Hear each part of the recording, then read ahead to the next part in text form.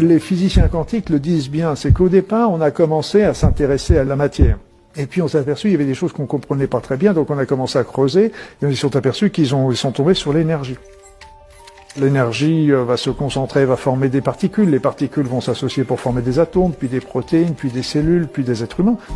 Mais aussi, quand on a commencé à voir que l'énergie et la matière c'était la même chose, enfin c'était deux aspects différents du même élément, un peu comme peut être la vapeur et l'eau, eh bien à ce moment-là on s'est aperçu que pour diriger tout ça, il fallait une information.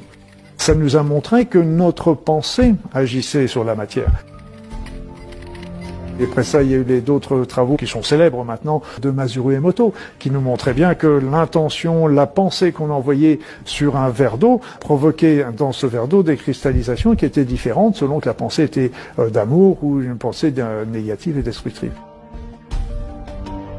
En médecine, tout simplement, on sait très bien que la pensée agit sur notre corps. On sait déjà l'effet placebo. Qu'est-ce que c'est l'effet placebo? C'est l'effet de notre pensée sur le corps, tout simplement. Le patient croit au traitement qui lui est donné, et simplement ça fait 30% de tous les résultats positifs de toutes les médecines.